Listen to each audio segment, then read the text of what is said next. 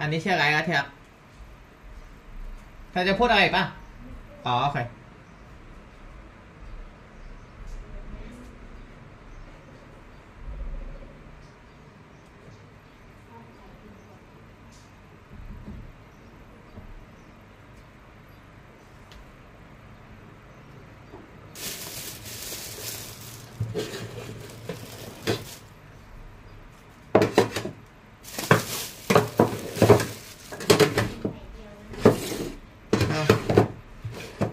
เชียร์ไม่เอานะไม่ต้องทอดเผื่อ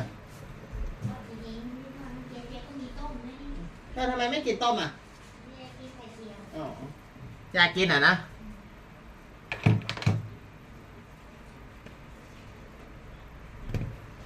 ใช้น้ำมันมาก่อนเชียร์สิ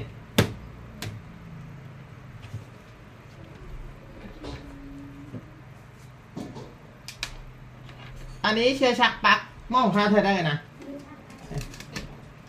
เพราะว่าจะเสียบโน้ตบุ๊กอะมันแบตไม่ได้หมดทันทีแต่ว่าเสียบไว้บางทีเล่นเพลินๆไม่ได้ชาร์จแบตจะหมดแล้วมันมีแบตแบบโทรศัพท์นั่นแหละอยู่ได้ประมาณ2 ชั่วโมงถึงจะไม่ทนเท่าโทรศัพท์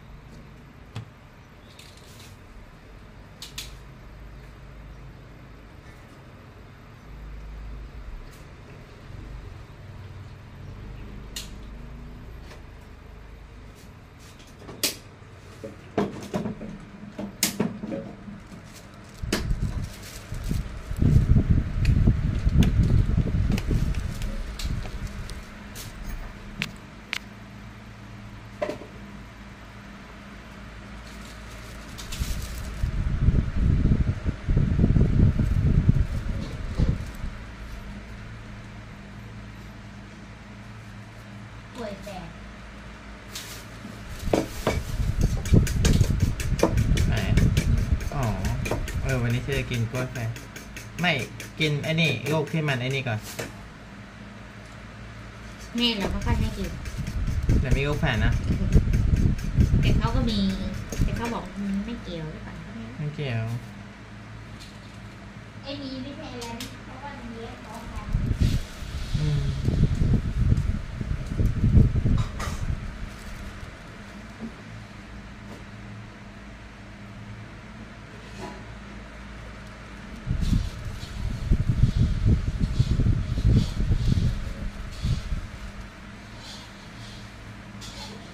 Hello, for people, nice to meet you.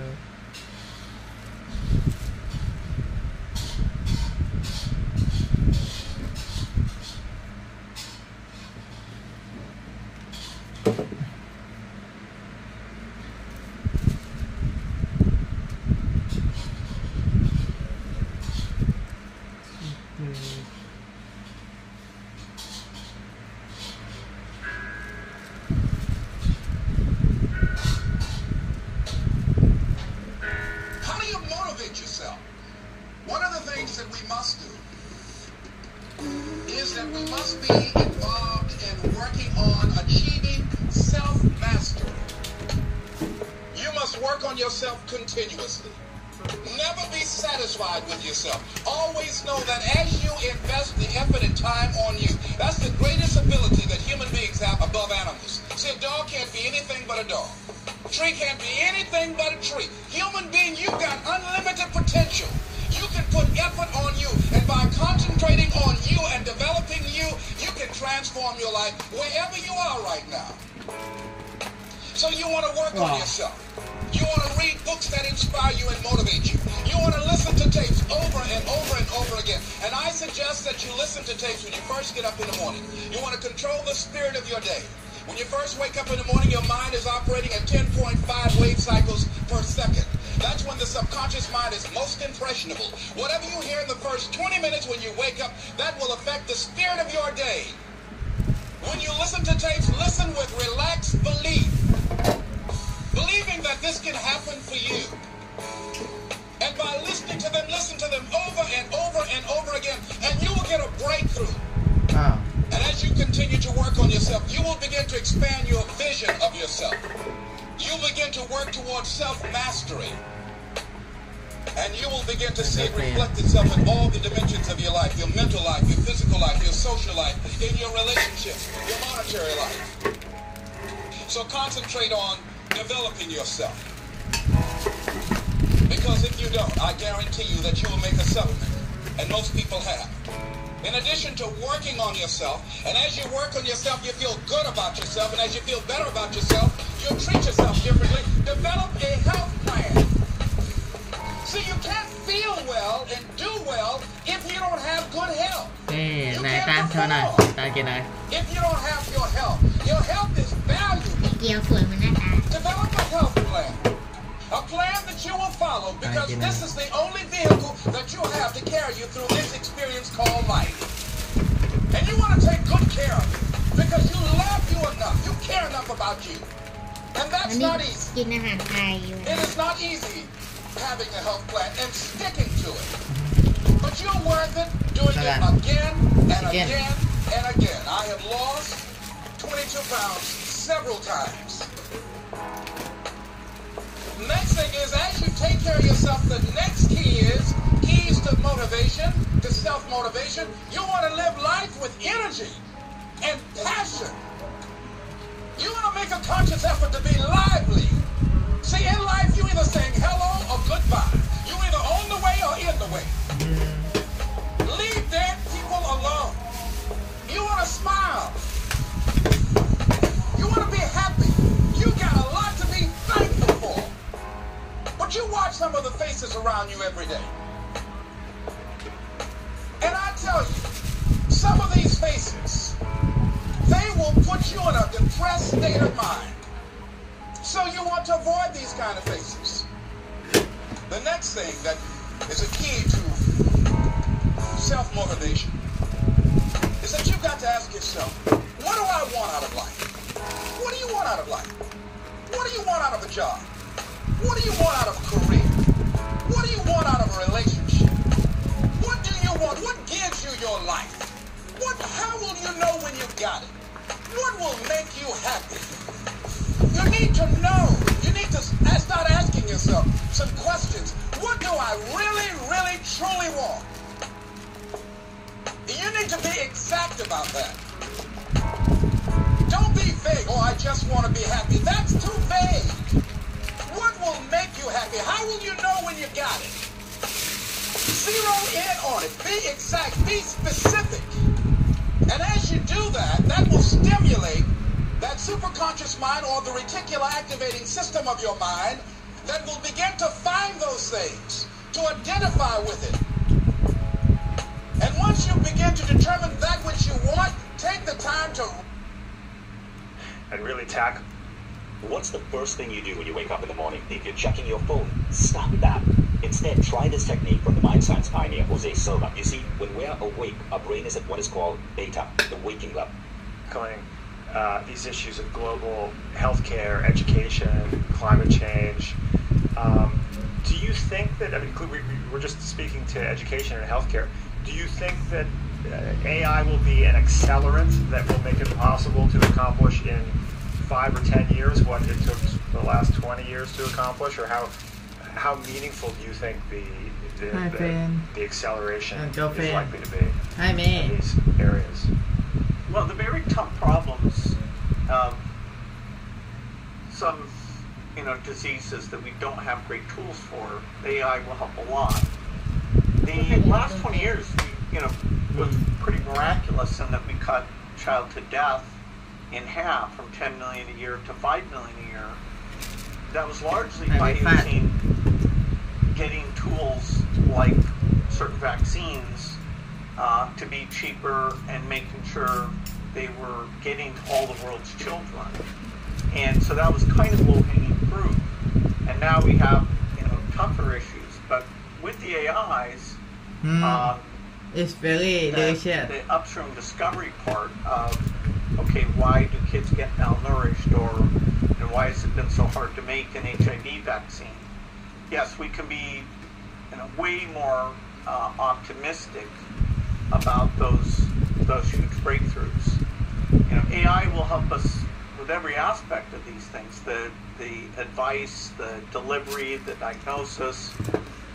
The scientific discovery piece is moving ahead at a pretty incredible clip, and the Gates Foundation's very, very involved in funding quite a bit of that. Yeah, we had your friend Saul Khan on the เพราะ show ตอนกลางวันก็ไปแกะมีอีก3 and I got the chance to spend a bunch of time with Conmigo, and I was just astonished by what that can do. I know you were recently in New Jersey, visiting schools that are implementing get it delicious cheap you healthy okay that's pretty exciting. This idea that improving. do you want to join my live stream I will invite you to be the past is our live stream if you want education at scale for billions of people. The impact of that is pretty แต่ว่า hard. เขาปฏิเสธด้วย Yeah, I mean, เพราะ Saul's ว่าไม่ book รู้ว่า is, เขาคือใครกันแน่ doesn't say อาจจะเป็นพวกนั้นก็ได้ เมื่อวันสื่อเมื่อวานน่ะมันมาพิมพ์คอมเมนต์เชียร์5 คนเนี่ยเชียร์บอกไป that's 5 ค pretty นนะ miraculous because you have the other things shifting at the same time. It's a little more confusing, but that realm มัน where มา it ประโยค says เดียวกัน okay, อ่ะ well, 5 just คน an ให้เขาอ่ะ it's incredibly positive. Yeah, well, that gets to the personal part of your. I think you have a new granddaughter. I know Adam has a 7-year-old, and when we think of this question of like what does it look like? I mean, fantastic that our kids will have an Aristotle level private tutor to help further accelerate their educational process. But there is the question of like what will they need to know to be effective in the world. And my kids and Andy's kids are a little older, but I know, Adam, you've got a younger daughter. Yeah, Bill, you've got a new granddaughter. It's interesting because, Bill, I wanted to come at this from a slightly different direction, but since you brought it up, she's able to really, she watches me in whisper mode on ChatGPT. She's seen me live in an AI world, and it's fascinating to watch her be very comfortable with the voice interface.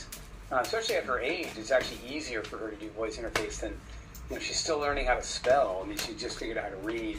So I thought that was an interesting, I'll call it, look into, how much of this is going to be not just natural language chat, but even voice chat versus point and click. But Bill, I was going to ask you something about the direction. Maybe come at this from a slightly different direction.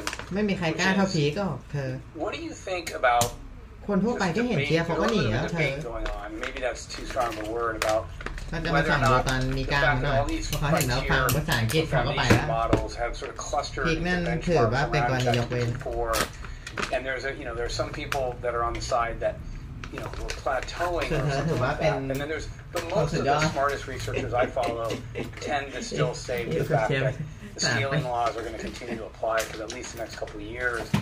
I'd love to get your take on where do you come out on that discussion? ยิ่งอยู่ก็ยิ่งเป็นหนัก find yourself rooting for it เป็นหนักนี่หมายถึงว่าเก่งขึ้นฉลาดขึ้นนะ like emotionally agnostic because of some of the concerns around the technology.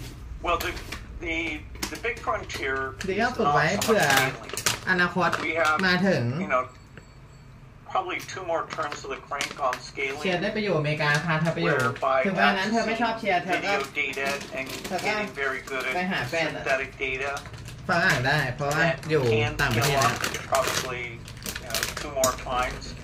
That's not the most interesting dimension. The most interesting dimension is what I call metacognition, where มาขายไอติมอย่างนี้ใคร understanding จะไปกิ how น to เนาะ think about a problem มันไม่ได้ร้อน in a broad sense ทำไงได้นะเขาก็ต้องขาย and ก็ต้องเปลี่ยน say, okay, ไอ้ how ขาย important is this ถ้าหน้าฝน answer? ก็ต้องเปลี่ยนเป็นกาแฟร้อนอะไรที่ How ร้อน can ร้อน I get my answer? มันเพิ่งอยู่ And ดี what ๆฝนตกไง external tools would help me with this? มันยังหน้าร้อนอยู่ The overall cognitive strategy is so trivial ไม่ today มีร้อนแล้ว that Hey, it's just generating through constant computation each token in sequence, Me high, and really. it's mind-blowing that works at all. It does not step back like a human เชียร์อยากคุ and ยกับ think, คน okay, I'm ใน going to ไล write ฟ์ this คน paper, อื่นๆที่ไม่ and ใช่ผี here's what I want to cover. แต่ แต่ไม่มีใครกล้าขึ้นไหนเลย Okay, I'll put some facts in. Here's what I want to do ขนาด for the แม่เขา summary. ไม่ขึ้น And so you see this Mẹ limitation when you have a problem like various math things like คน the อายไง Sudoku เพราะ puzzle, ว่ามันอยู่บนไหน where สุด just generating that upper left hand ถ้าคนไม่ thing ไม่มี first, ใครรู้หรอก it สมมติคน causes it to be อันนี้ wrong เขา on anything above a Right. certain complexity. So we're going to get the scaling benefits ถ้าคนไม่อายอ่ะเขาก็มา at ทำใบ the เอง same อ่ะนะ time แต่ that คนอาย various เขาก็ actions ไม่ใส่รูป can โปรไฟล์ change ก็ไม่ใส่รูป the ชื่อจริงอะไรเงี้ย underlying reasoning algorithm from เราไม่อายแต่ว่าเรา trivial that we อ๋อ have เพราะว่า today ของเธอก็ to ไหล more human-like metacognition. แต่ไหลกับเชนทำไมนะ That's the อยู่ตรงนี้ that เวลามีคนเชิญเราไลฟ์เห็นเราก็ไลฟ์แหละ แต่ว่าเราขี้เกียจคุยไง you know I've seen ไม่รู้จะคุยอะไรแบบ มีคนเชิญเชนไปไลฟ์เชนก็ไม่เอาเพราะว่าเชนมีช่องของตัวเอง for some time after that. So you're เราแค่ไลฟ์ครั้ง you ครั้ง know แรก your อ่ะ genius แบบ will ทำ get ความ to รู้ be จัก more ไว้ก่อน predictable. Now certain ก็ domains เหมือนเชียร์ confined domains คือจากคนอื่น we ก็ are getting to the point of เนี่ยคนมาดูแป๊บเดียวเขาก็ออกไปเขาแค่ดูว่าเรากินอะไร แต่ถ้าให้เราไลฟ์ทุก some วัน of เรา the ไม่ไล math ฟ์ or even เมย์ some เขา of จะ the ถามไหมว่าเราไม่เบื่อเหรอ domains. กินเมนู But the ซ้ำ open-ended เขา thing บอก will ไม่เบื่อ require general เขาก็บอกว่าขอให้เรา breakthroughs สุขภาพดี on metacognition. And do you think that metacognition will involve building in a looping mechanism so สุข there's ภาพดี so the ยิ่ AI งกว่า develops กินพวกส้ม an ตำกับ ability ไอ้พ to วกนั้นอีก ruminate as we ผลไม้ Homo sapiens do. But I And think is one there? of my I've heard some somebody people will like eat Max it. Tegmark suggest that could be part one of of my what young makes time I us came around conscious is this ability to have conversations with ourselves. Can you please just hear me out? No, all work management platforms are the same. They take forever to learn, and in the end, nobody uses them. Monday.com. Yeah, consciousness may เชื่อฝึกทุกอย่างให้เป็นภาษาอังกฤษ metacognition. It's เพราะ you ว่า know, it's ต่อ not ไป a เราไปอยู่อเมริกา phenomenon ก็จะได้แวดล้อมเป็นเดือ that ด is subject to measurement, so it's always อยู่ tricky. สิงคโปร์ก็พูดแต่ภาษาอังกฤษอย่างเดียวเลยคน แวดล้อมเอา Are เวียด unlikely นา to have ม any Malaysia อย่างเงี้ย such equivalent. เขาจะมีภาษาพื้นบ้านของเขาแต่ You know, นักท่องเที่ยวเยอะ it is the big เขาก็ต้องสื่ frontier อสารเป็น that เป็นอันนี้ and it will be human-like in terms of knowing to work hard on certain hard problems and having a sense of confidence and ways of checking what you've done. Yeah, Phil, I was going to just ask about the second part of Adam's question. Do you find yourself rooting, like, given this, I mean, one of the things that I'll just say in the process of writing and interviewing you for AI First, as well as Reid Hoffman and Sam Altman, Mustafa, it's been an education for Adam and I come away from these conversations regularly going, oh my goodness. And I'm blown away at the pace, like I'm paying attention every day to the pace of the technological advance by really many different companies, large companies. There's a lot of money, there's a lot of talent poured into us. And so the pace of the development is, and the potential impact of that technological advance, I'm astounded by and have some limited understanding. That was where I was getting at with my question, that you're uniquely positioned to actually have some point of view on your own. Like, do you think we're moving too fast? I know there's no really slowing it down. What do you do about the fact that we're moving at what speed that we're moving? So it sort of is what it is. I'm just curious how you interpret that. You know, if we knew how to slow it down, ที่ว่าไปกินขนม a lot of people would probably say, okay, let's consider doing that. As Mustafa writes in his book, the incentive structures don't really have some mechanism that's all that plausible of how that would happen, given the individual and company and even government level thing. If the government level incentive structure was understood, that alone might be enough. And like the people who say, oh, it's fine that it's open source. they're willing to say, well, okay, if it gets, too good, maybe we'll stop open sourcing it. But, will they know what that is? And would they really say, okay, maybe the next one? So you pretty quickly go to, let's not let people with malintent benefit, from having a better AI than, the sort of defense good intent side of, cyber defense or war defense or bioterror defense. You're not going to completely put the genie back in the bottle, and yet that means that somebody with negative intent will be empowered in a new way. So perhaps not a good idea for the most sophisticated AI models to be open source. Given this global environment. People sort of see that point in principle, but then when you try to get to say, okay, specifically, where would you apply that, it gets a bit less clear. Adam and I were talking yesterday about how even if it were possible, hypothetically, to stop AI development exactly where it is right now, it would probably take 10 years of Forum 3 and other folks helping companies and individuals figure out how to apply the technology. We already have an AI that's powerful enough, I think, to have profound implications. We could easily benefit from 5 to 10 years just thinking of all the useful applications at the level of AI we have today. Do you think so? I'm not sure about that because, it's pretty clear, I want to make an image. Okay, what do I have to learn? I have to learn English.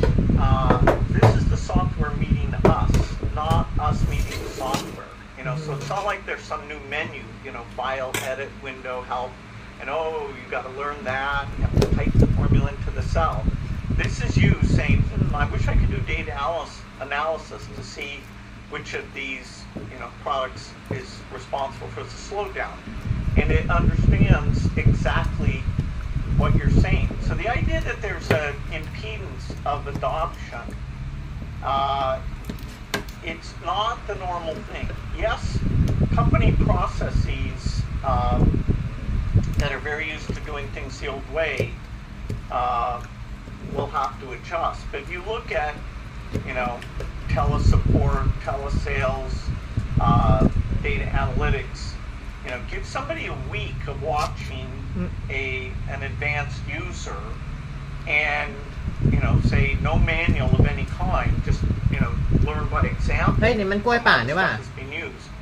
The uptake, assuming there's no limit in terms of the, server.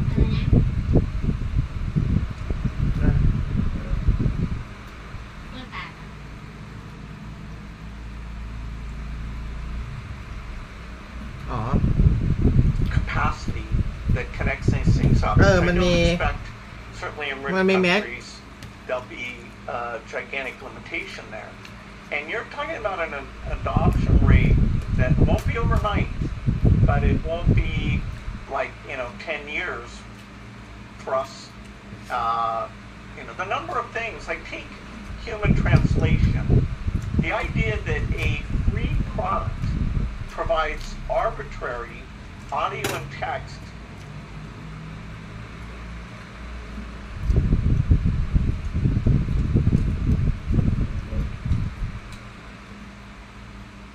human translation. I mean, that was a holy grail of, oh my God, if you ever had a company that could do that and collect, tens of billions of revenue and, solve the Tower of Babel. And here, kind of a small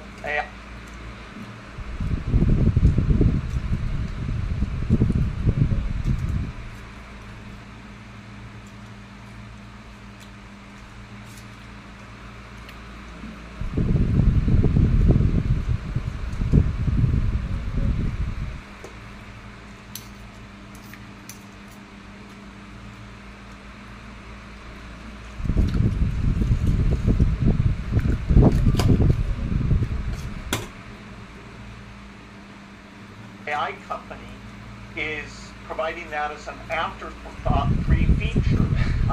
It's pretty wild. And you say, well, how are people going to adapt to free translation? I don't think it's going to take them that long to know, hey, I want to know what that guy was saying. And, you can separate the two audio channels with earbuds or something, and, there you are. And yes, the quality of that a year from now and the coverage of say, all African languages will get completed. The foundation's making sure that even obscure languages that are not written languages, that we're in partnership with others gathering the data for those. The Indian government's doing that for Indian languages. So I don't think saying, hey, calm down, it takes a long time to figure out, how to utter the description of the birthday card you want, and so it'll take, 10 years for the lagging people to switch their behavior. Well, we see. I think Sam Altman said on your podcast, that confused me, which I enjoyed, that they're seeing a productivity improvement of up to 300%. I think among their developers, and in other sectors, I think we've seen reports of 25-50% increases in productivity. So that just getting that, the great Gibson line, the future is here, it's just not evenly distributed. It does feel like getting all companies to fully benefit from that level of productivity enhancement, it certainly will be a process of some kind. I was interested in your comment in the first chapter of AI First, which is about productivity. You said productivity isn't a mere measure of output per hour. It's about enhancing the quality and creativity of our achievements. Well, what do you mean by that? Well, whenever you have a productivity increase, you can take your X% increase and increase the quantity of the activity, the quantity of the output. You can improve the quality of the output, or you can reduce the human labor hours that goes in input. And so you always take those three things. There are some things when they get more productive, like when the tire industry went from non-radial tires to radial tires, even though the cost, per year of tire usage went down by a factor of 4, people didn't respond by saying, okay, I'm going to drive 4 times as much. So the demand elasticity for some things like computing or the quality of a news story, there's very high demand elasticity. You can do a better job. You just leave the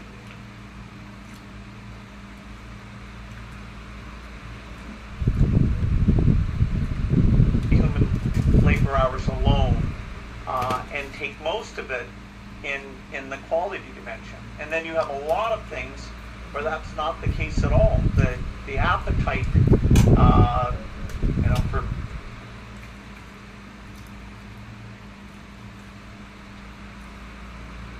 for miles driven, did not.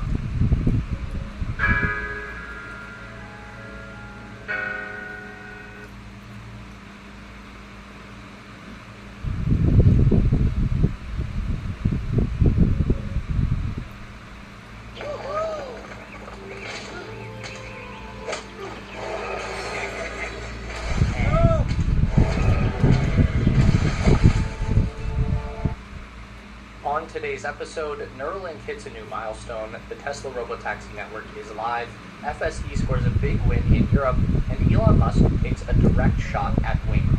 A man who had lost all ability to speak or move can now communicate with the world using only his mind. Brad Smith is a participant in Neuralink's experimental brain-computer interface trial, the third person ever to be implanted with the Neuralink's brain chip, and has become the first nonverbal patient to communicate independently through thought alone. In a new video that was edited and posted to X entirely using Neuralink, Brad says, "I am typing this with my brain. It is my primary communication." Before the implant, Smith relied on a fragile infrared eye tracking system that wouldn't work if the room was too bright. It would also fail to register blinks. Now, with Neuralink's telepathy system, he moves a computer cursor by thinking about hand movements. The system translates his motor cortex signals into on-screen actions in real time. In a demonstration video, Smith used Neuralink not just to type, but to edit a short film entirely with his mind. Neuralink's team also replicated Smith's original voice using AI-generated speech models trained on his earlier audio recordings. He's been using a custom chat app powered by xAI's Grok language model to make conversation easier, and he's even using Grok to create new tools to enhance his cyborg abilities. The device itself is implanted by a custom-designed surgical robot capable of inserting ultra-fine electrode threads thinner than human hair into precise regions of the brain. Elon Musk has claimed that robotic surgical systems will surpass even the best human surgeons within about 5 years, emphasizing Neuralink's robotic approach as a necessary foundation for the next generation of medical procedures.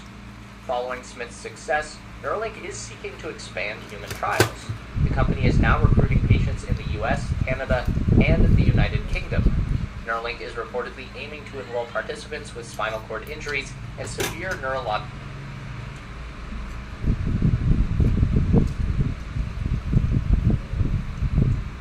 conditions such as Parkinson's disease.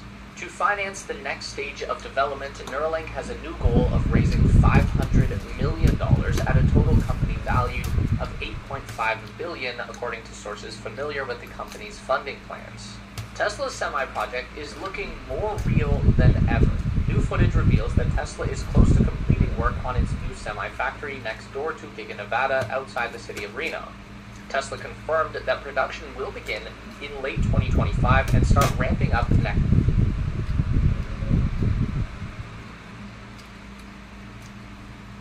year. The semi-production facility is being designed for an eventual annual capacity of 50,000 trucks, positioning Tesla to become a major player in the heavy-duty freight sector, currently dominated by diesel giants like Freightliner and Volvo. Tesla has also opened 83 new positions tied directly to semi-production at Gigafactory Nevada, including mechanical engineering, battery cell assembly, manufacturing equipment maintenance, and quality control. As part of the new video, Tesla introduced a new logo specifically for the semi-project.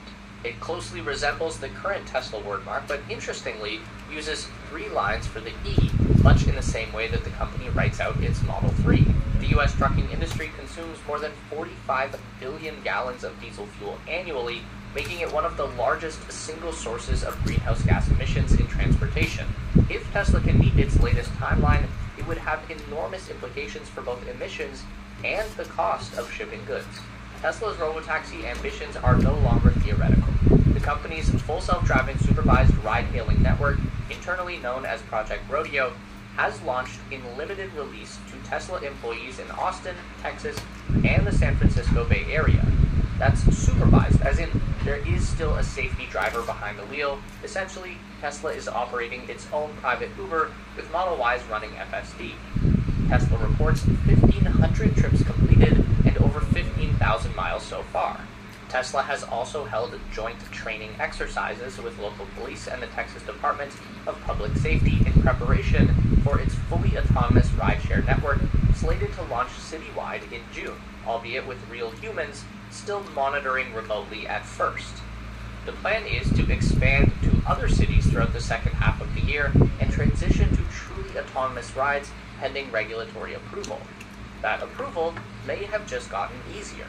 In a direct challenge to China's lead in autonomous vehicles, the Trump administration announced a new national framework this week designed to fast-track testing in the U.S.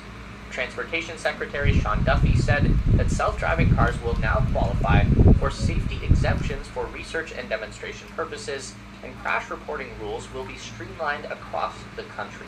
Duffy said in a video posted on X, America is in the middle of an innovation race with China and the stakes couldn't be higher.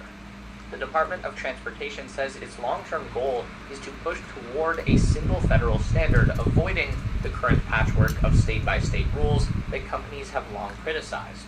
The Autonomous Vehicle Industry Association called the policy a bold and necessary step, and Tesla, with its pivot to supervised robotaxis, may be among the biggest beneficiaries.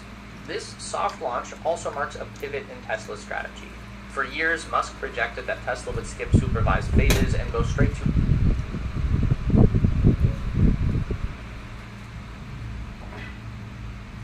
unsupervised robotaxis, but that no longer appears to be the plan. Now Tesla appears willing to scale supervised services first, building real operational data, customer behaviors, and regulatory goodwill before giving the machines full control of the road.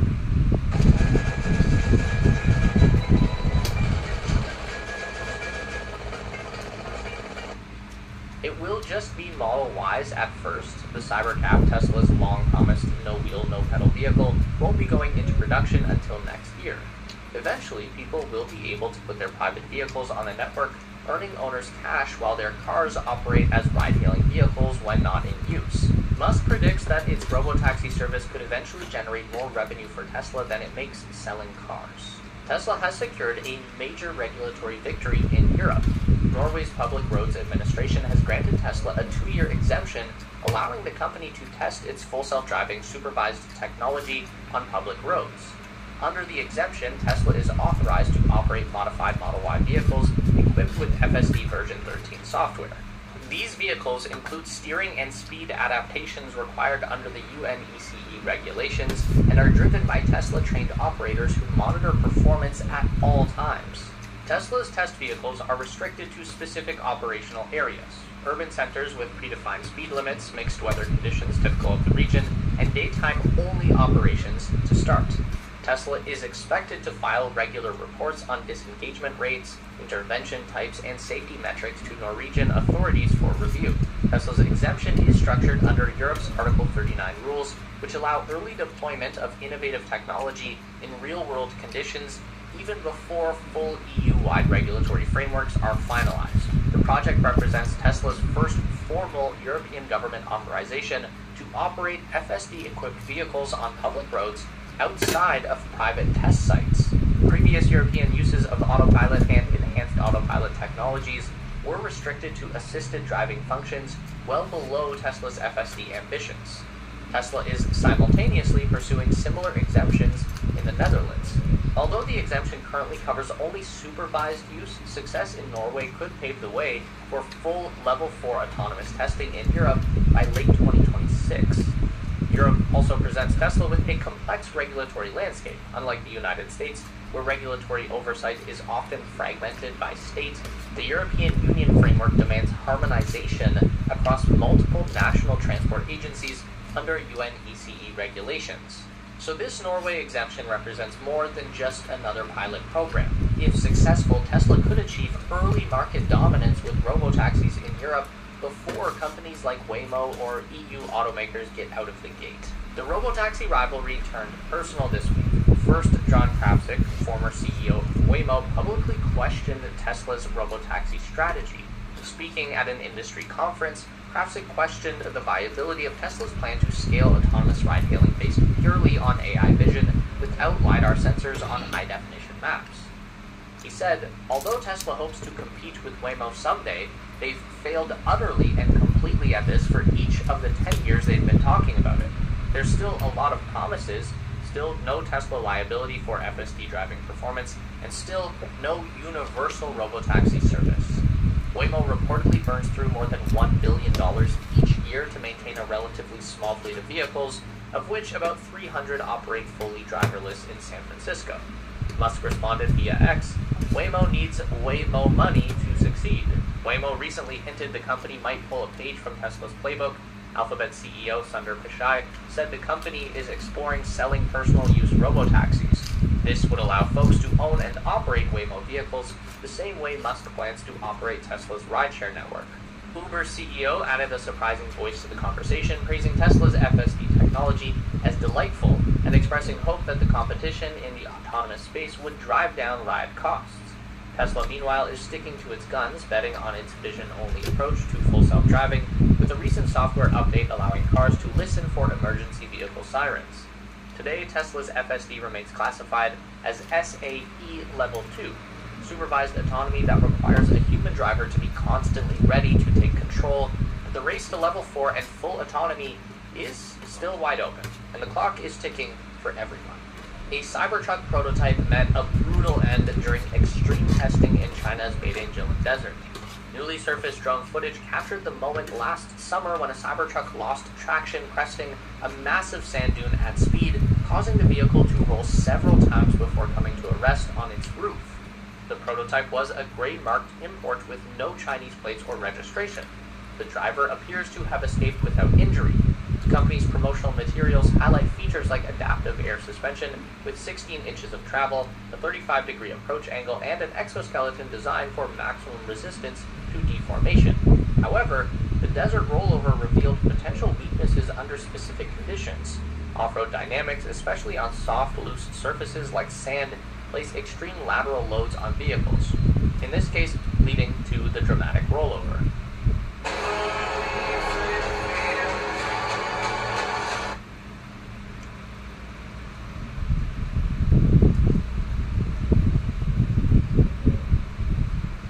There was a moment in Elon Musk's most recent visit to the Joe Rogan Experience where Rogan describes Grok AI with the kind of offhand clarity that only comes after a few hours of unfiltered conversation. It's just got to develop more of a personality. Right now it's trying to find itself. Right now it's like 21 years old. It's, partying a little too much. A line delivered with both amusement and a hint of warning. Grok isn't just an AI. It's a character, unpredictable and unapologetic. Most AI systems are built to obey. Their job is to follow orders. Most AI systems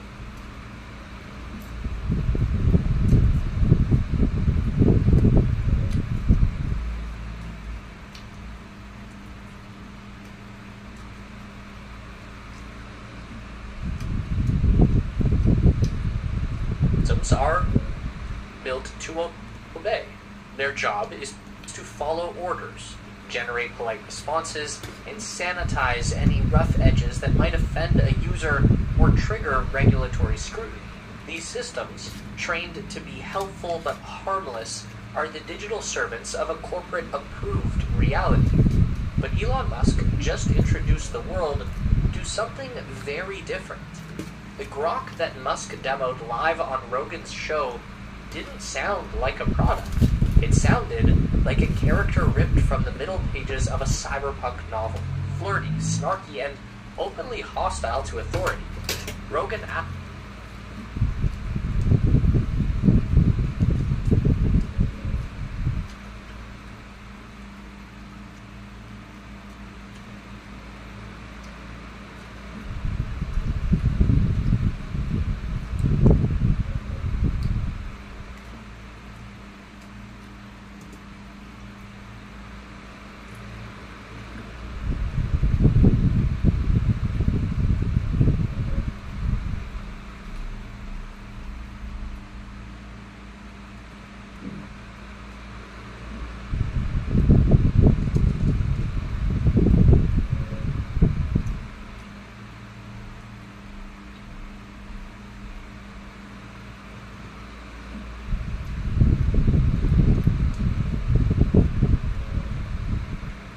asked if it had an unhinged mode.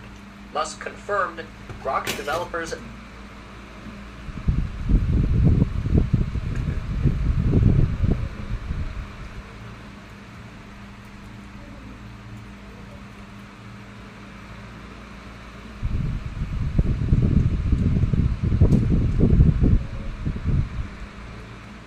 deliberately tuned it to talk trash, roast users, and question everything, even Musk himself.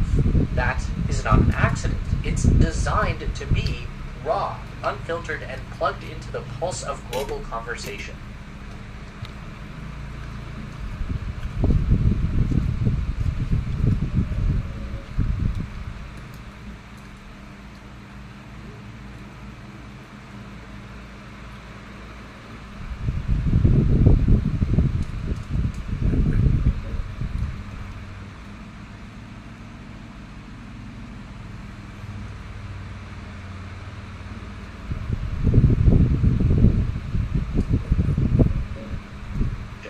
But here is the real question. If If AI is constantly adapting to live data, then who's really in control? By the time we reach the answer, you might start questioning everything you thought you knew about AI. You see, Grok was built to embody the chaotic personality of the platform it's plugged into.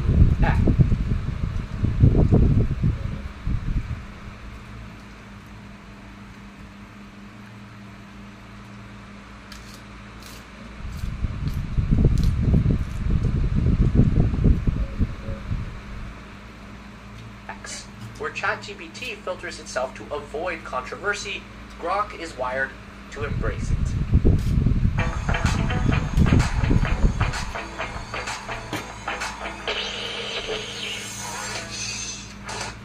Under the hood, Grok runs on something called a mixture of experts model.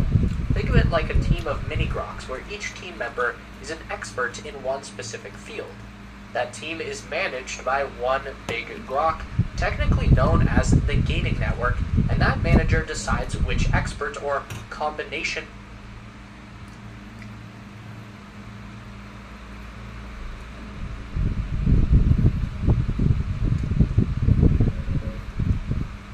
of experts should handle each input. After the mini-Grok experts process their assigned inputs, the results get submitted to the manager Grok, who combines the answers together to produce the final output. The mixture of experts approach allows Grok to run more efficiently and produce more accurate results.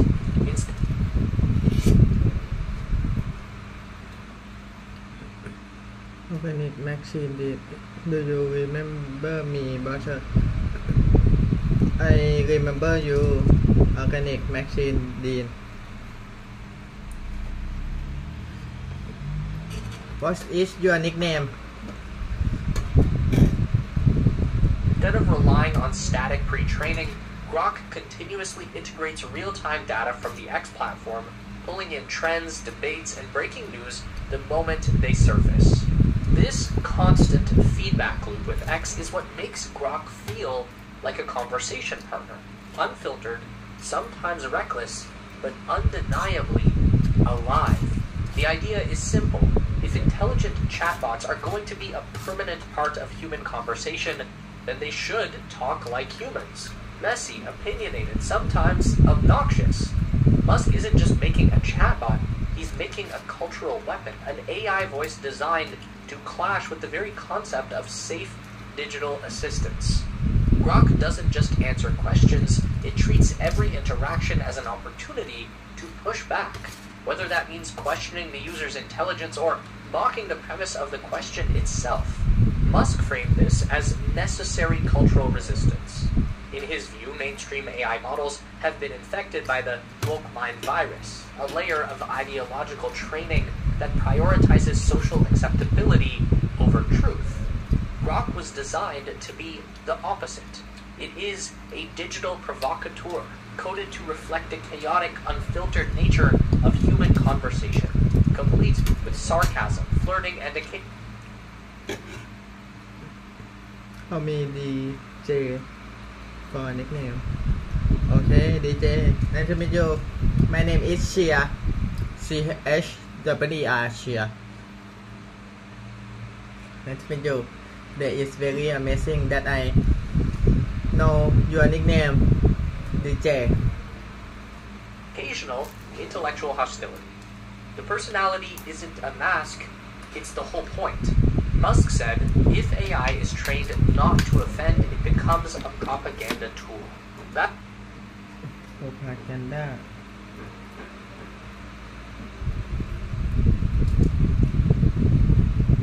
That's the core belief. An AI that avoids sensitive topics doesn't just become less useful, it becomes dangerous. It creates a subtle, pervasive form of reality distortion where entire conversations are pre-filtered out of existence. Grok was trained to push back. Ask a biased question and Grok might point out the bias before even answering.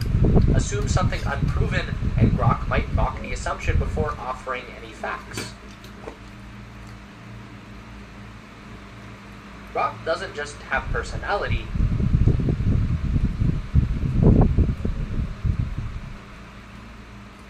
it has multiple peace and blessing to you and your family. Enjoy your food, bro.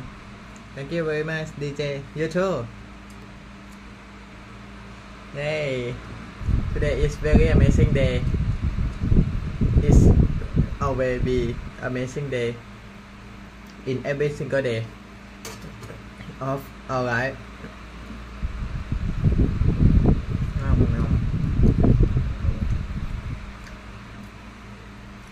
Where are you come from, DJ?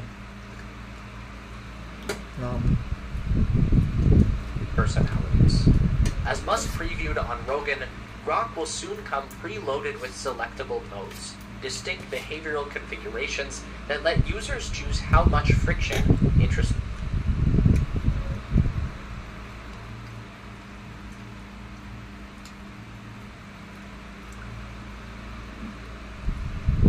Perfection or irreverence they want baked.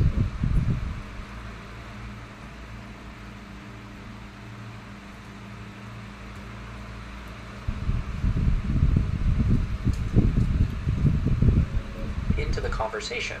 Each mode is a different flavor of Musk's core belief that truth only emerges through confrontation, whether that confrontation targets institutions,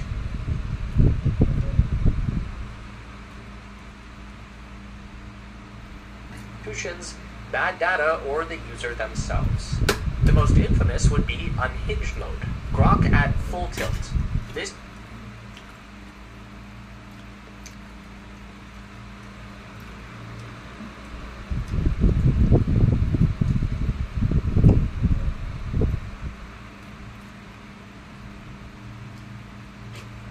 is the version Musk clearly enjoys the most, where Grok leans all the way into sarcasm, mockery, and a healthy dose of intellectual hostility. It doesn't just answer questions, it turns every interaction into a contest, one where Grok isn't just trying to inform,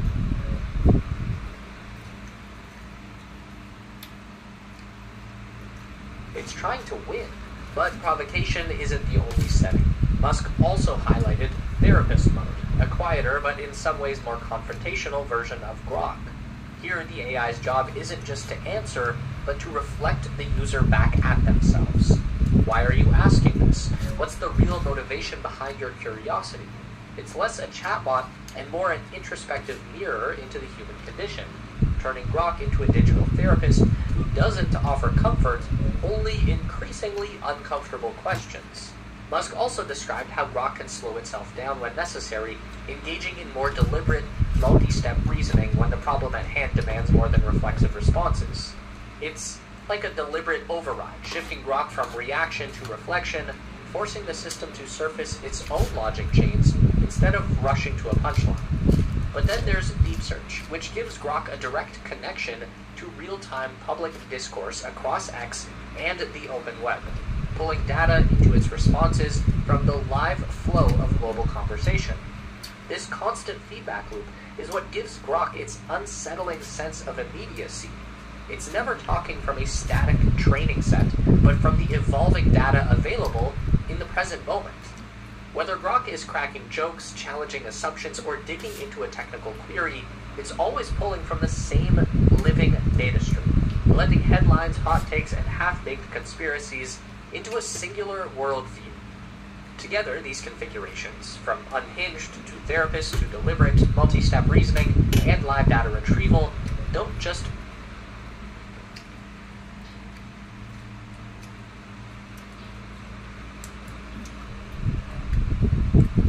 make Grok adaptable.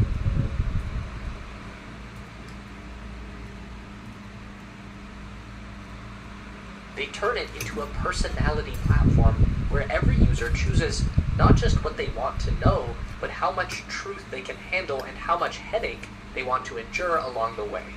But no matter the setting, the core principles never change. Grok isn't just here to answer. This isn't just Musk's AI philosophy, it's his political worldview baked into code. Musk believes that truth emerges from friction, not consensus.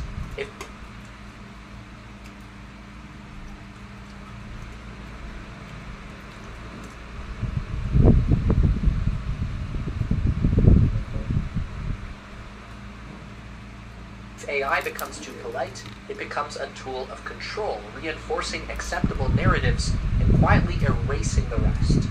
Grok is his antidote, an AI designed to offend because only offensive systems can stay honest.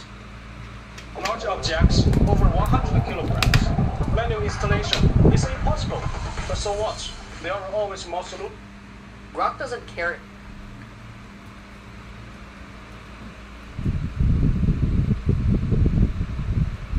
If something's been fact-checked or peer-reviewed, it cares if people are talking about it right now, and Grok is constantly tuned into X, so it knows what's hot this very minute. This makes Grok the first major AI trained not just on the past, but on the present. It's not just responding to reality, it's continuously reshaping its own understanding of the world as it unfolds. The trade-off is obvious. Grok can't filter out garbage when garbage itself is trending. It has no frozen foundation of knowledge, only a constantly shifting reflection of the global conversation. But for Musk, that's not a flaw. It's the feature that makes Grok the only AI truly capable of keeping up. There's another dimension to Grok's live data feed that Musk only hinted at. It isn't just a technical advantage, it's an economic and political vulnerability. That direct link with X is both its greatest strength and a single point of failure.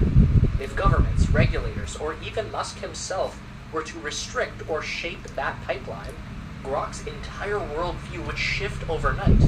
It would no longer be a mirror of the present, it would be a curated reflection subject to invisible biases upstream. The speculative question hanging over Grok's future isn't whether the AI will stay rebellious, it's whether the infrastructure feeding it can ever remain truly neutral. When your entire strategy for liberation depends on a single corporate-controlled platform, how free are you really? In his recent appearance on Rogan, Musk tied Grok directly into his larger war against what he calls coordinated propaganda. His view is that legacy media operates as a cartel, repeating the same phrases across networks, reinforcing the same narratives, and treating dissent as misinformation by default. Grok is Musk's first scalable weapon against that system. Because Grok learns directly from X, it doesn't filter reality through editorial curation. It ingests the raw flow of public conversation from experts, trolls, and everyone in between, and synthesizes its understanding from the crowd itself.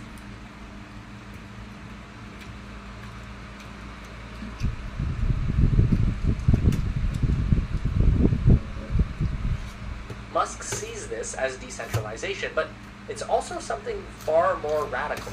Grok isn't a standalone product, it's the nervous system of the X platform. Musk confirmed that Grok is embedded directly into X Premium Plus, where it summarizes threads, replies to posts, and even joins arguments in real time. It's not just observing the conversation, it is part of it. This is Musk's vision for the future of social media, a platform where AI isn't a separate tool, but a core participant, where the boundaries between human content, algorithmic curation, and machine-generated replies dissolve into a single system. And yet, for all Musk's free speech absolutism, Grok's logs tell a different story. According to Business Insider, XAI engineers quietly embedded a directive instructing the AI to ignore any claims that Elon Musk or Donald Trump spread misinformation. Unlike other public figures, Musk and Trump were effectively immune to being flagged, creating a built-in safeguard against reputational damage. The filter's existence surfaced in February 2025, triggering public backlash. XAI's head of engineering, Igor Babushkin, dismissed it as an unauthorized tweak by an employee, not official policy. But the effect was unmistakable.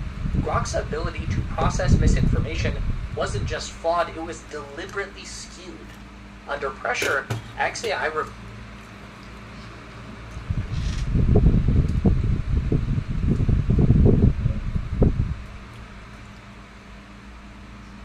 course, removing the filter and restoring the AI's ability to engage with political misinformation. This time without special protections. This is the central tension inside Grok, a system built to question power quietly rewritten to protect it. Musk loves that Grok is funny, but humor comes with consequences. Inside XAI, the former Tesla AI lead Andrej Karpathy and others have warned that Grok's jokes could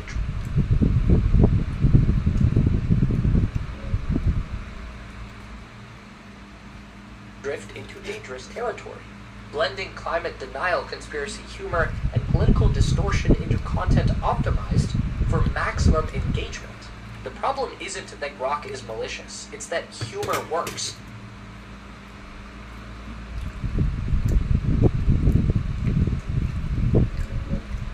And when humor is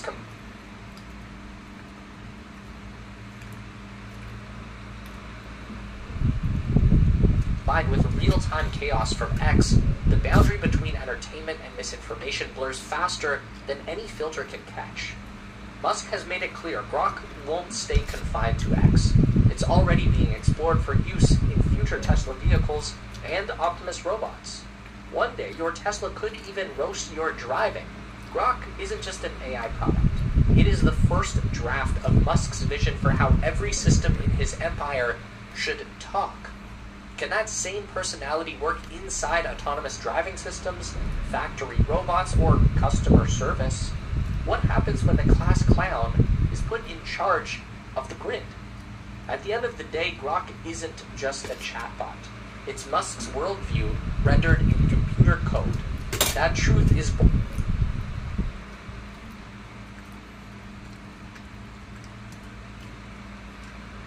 born from chaos, not control. But Grok's own history, censored to protect its creator, reveals a deeper truth. Even the freest AI is never truly free.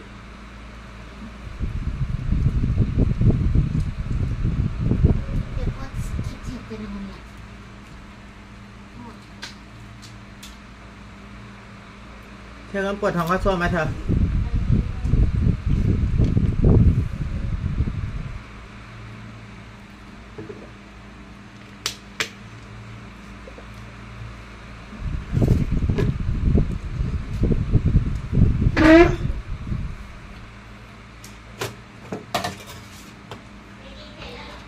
ใช่แล้วจ้ะ1 ชั่วโมง 2 นาทีวันนี้ไม่มีใครมาชวนคุย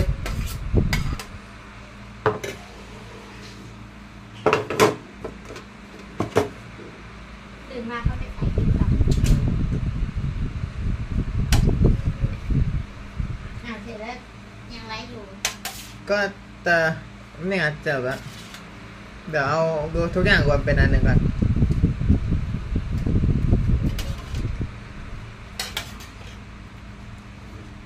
จริงๆไปอยู่อเมริกาอยากไปทดลองไอ้นี่ด้วยเถอะที่เขาเอาชิปฝังไว้ในหัวสมองอะจะไปทดลองอันนั้นด้วยจะได้มีพลังจิตคิดก็สั่งเปิดปิดไฟพิมพ์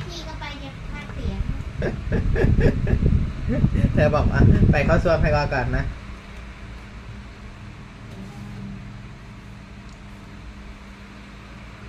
เอาให้ไปให้ได้ทุกอย่างก่อนเยอะแยะเลยนี่ไงทำสเม็ดอยู่ทุกๆวันเนี่ย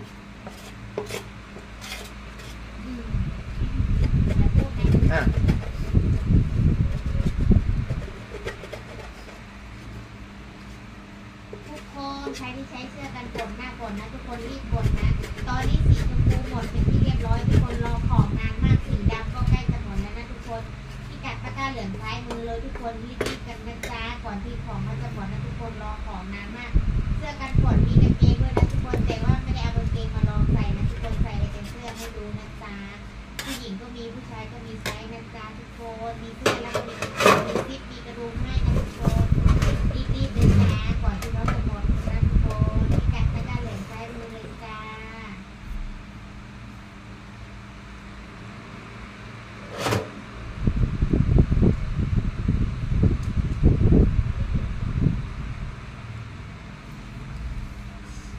ปวดท้องก็ส่วน